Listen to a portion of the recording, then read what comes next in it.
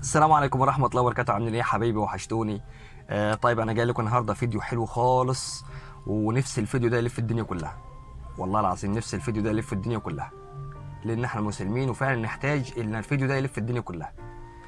ممكن اقول لك على طريقة حلوة خالص تكسب من وراها ملايين الحسنات من غير اي مجهود ومن غير اي تعب. صح؟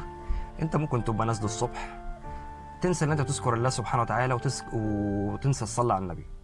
صح؟ انا هقول لك على طريقه تذكرني واذاكرك ونذكر بعضنا كلنا ان احنا دايما نفضل في ذكر على سيدنا محمد دائم دائم دائم دائم.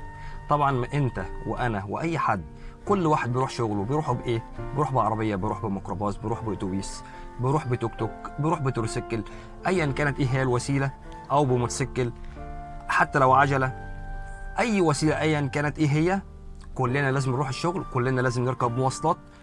المواصله اللي هتركبها هتشوف قدام منك شخص كاتب كلمه حلوه خالص خالص خالص، وانت هتكسب من وراها ملايين الحسنات وتبتغي بيها وجه الله سبحانه وتعالى.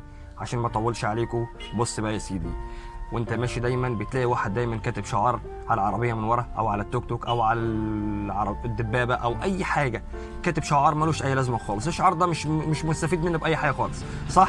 انا هقول لك على حاجه حلوه. شيل الشعار ده واكتب ورا: هل صليت على النبي اليوم؟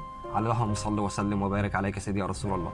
اول ما تلاقي الكلمه ديت فورا هتعمل ايه؟ طب ما انا صايغ اهوت وببص قدام مني، والعربيه اللي قدام مني مكتوب عليها هل صليت على النبي اليوم؟ انا هقول لا ما صليتش، لا اللهم صل وسلم وبارك عليك يا سيدي يا رسول الله. يبقى ذكرتني وذكرت اخويا التاني اللي ماشي جنبي، وذكرت اللي ماشي ورايا، وانا كمان ذكرته، وانت كمان هتتذكر باللي قدام منك. يبقى كلنا بنعمل ايه على الصبح كده؟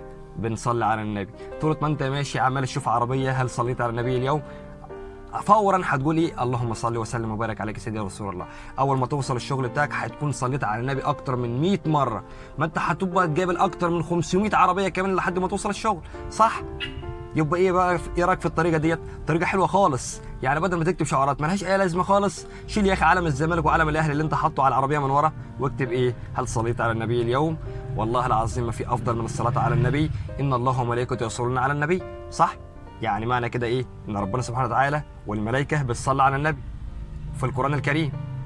يبقى ما فيش افضل من كده ذكر.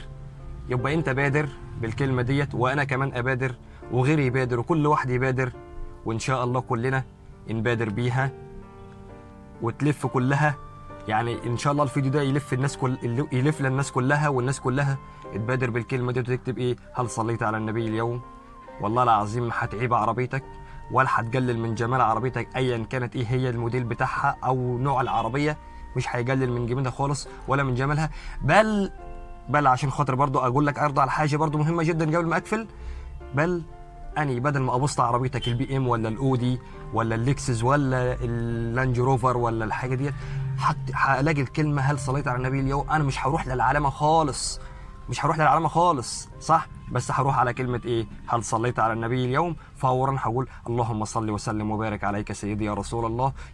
يبقى انت كده منعت ان انا احسدك، تمام، وخلتني اصلي على النبي. في افضل من كده حل؟ او في افضل من كده يعني معلومه ان شاء الله نبادر بها كلنا، وباذن الله تكون معلومه جميله جدا لنا كلنا. السلام عليكم ورحمه الله وبركاته.